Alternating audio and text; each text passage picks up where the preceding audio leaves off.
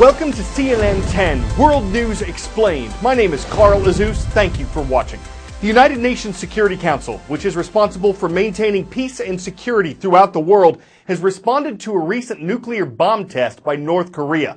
The 15-member council unanimously approved new sanctions, economic punishments on the country. The idea is that by hurting North Korea's economy, these sanctions will pressure the communist nation to consider giving up its nuclear and missile programs, which the UN considers illegal. North Korea believes these weapons will deter anyone from wanting to attack the nation and help its government stay in power. Economic sanctions have not stopped North Korea in the past, but the new ones, which were drawn up by the US, have some new goals. They include stopping other countries from doing certain types of business with North Korea, banning the country from selling its textiles overseas, and limiting the amount of oil that North Korea can import. The U.S. originally wanted to ban all international shipments of oil to North Korea, but it had to revise the sanctions to be less severe out of concerns that Russia or China, a North Korean ally, would have vetoed them and kept the measures from getting passed. When it comes to United Nations Security Council resolutions, you can't always get what you want. But diplomats, through negotiations, can come to an agreement. And that's what we saw with the United States, Russia, and China, this watered-down resolution. But U.S. Ambassador to the UN, Nikki Haley, says it still hits Pyongyang hard. These are by far the strongest measures ever imposed on North Korea. They give us a much better chance to halt the regime's ability to fuel and finance its nuclear and missile programs. The South Korean government welcomed the new sanctions, saying they thought very highly of them, but they did leave the door open for diplomacy, urging North Korea to come to the negotiating table. Pyongyang warned of unbearable consequences if these sanctions were passed, but for the average South Korean, they don't take these kind of threats too seriously. They've had 6 decades of fiery rhetoric from the North.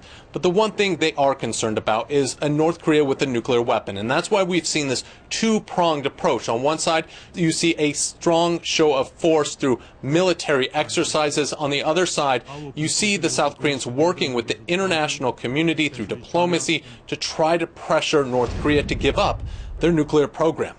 Ian Lee, CNN, Seoul. Some residents of the Florida Keys are returning to their homes today and getting their first full look at what Hurricane Irma did on its destructive path through the region. The U.S. government estimates that a quarter of all buildings in the Keys are destroyed and about 65% are damaged. Throughout Florida, where the storm made landfall in the U.S., around 15 million people have no electricity. Officials say some will have it back by this weekend, others won't have it until later this month. More than 1 million people in Georgia are in the dark, thousands more in North and South Carolina and Alabama. Jacksonville, Florida saw a record storm surge and flooding. Parts of Charleston, South Carolina were underwater too. That's just Irma's impact on America. The United Nations says throughout the Eastern Caribbean, as many as 200,000 people were affected by this hurricane, and that islands like Barbuda and St. Martin may be uninhabitable. If you'd like to get involved to help those in need, CNN.com/impact is a good starting point. Even with the storm gone, many threats remain, like the dangers from fallen power lines and flooding. And those are just the ones we can see.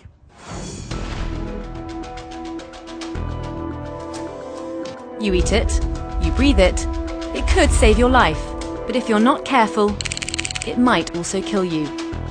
There are some 100,000 known species of mold that come in a range of colours. They can be found in the air and on many surfaces. Technically a fungus, mold is neither a plant nor an animal. The ancient Egyptians used to put mouldy bread on infected wounds. And in 1928, Alexander Fleming discovered that a strain of mold could make penicillin. His discovery gave rise to antibiotics, which revolutionized medicine and saved millions. Many popular cheeses are made with mold. But there's a dark side to delicious, miraculous mold. It has been linked to respiratory illnesses, including asthma, which can lead to death if severe enough. It thrives in damp, warm and humid conditions. It reproduces and spreads rapidly by making microscopic seed-like pods called spores. Usually these airborne pods are harmless. You have some on your clothing right now, in fact. But prolonged exposure to great volumes of the stuff can increase your chances of developing adverse reactions, including headaches, respiratory issues, eye and skin irritation. All it needs to grow is a bit of moisture and some nutrients. A leaky roof or a flood could provide the moisture. Then all it takes is some wallpaper or even dust to feed the spores so they can grow into massive colonies that spread even further. It's almost impossible to remove all mold from your home, but it can be controlled. Mold needs moisture to grow, so your house should be kept as dry as possible. Carpets or upholstery that have been soaked should be thrown away. And any mold should be carefully removed with cleaning products. But be sure to remove all of it, as even dead mold is a risk.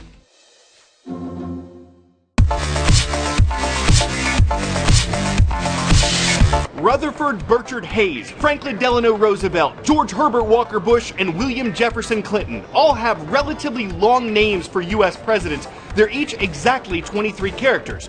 So is the name of Madagascar's current leader, Ari Rajaonarimampianina. But that's not his full name, and when you factor in the other two names that complete it, you'll count 45 characters. So while Madagascar may not be the world's biggest country, its leader indubitably has the longest name of any world president. Now that's random. Next story today. Like many major cities worldwide, the historic U.S. port city of San Francisco, California has thousands of homeless people living on the streets. And that's despite the fact that local officials have taken a number of steps to help them. In 2013, Denise Sandoval joined those efforts. She started by turning old city buses into places where those in need can get towels, hygiene kits, razors, and a shower. Today, she's a CNN hero. San Francisco is one of the most beautiful places to live. However, you will see thousands upon thousands of people who are living and sleeping on our streets. Every person I saw was struggling with hygiene. If you were trying to apply for a job or apply for housing, you can't do that if you can't get yourself clean. So it's simple, but it's critical. Taking action was not even a choice at that point. It's just something I had to do.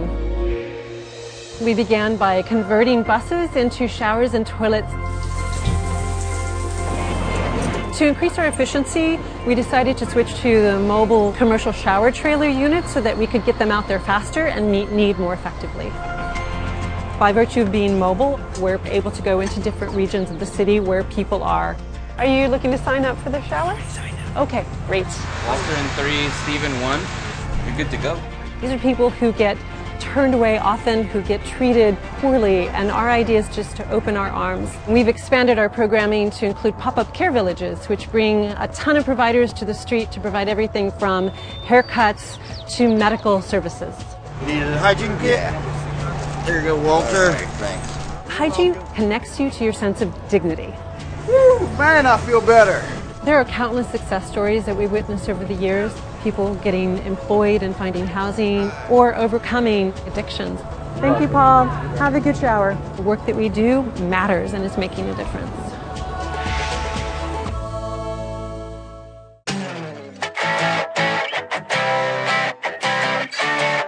For 10 out of 10, an unforgettable wedding proposal, not necessarily a good one. After 4 years of dating, Seth Dixon popped the question to Ruth Salas.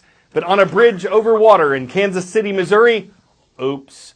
Ruth said she heard the plunk of the ring in the water. It's not a prank. The ring's gone. And though they didn't find it, even with the help of 30 close friends, Ruth's hoping Seth will propose again sometime. At least the idea has a nice ring to it.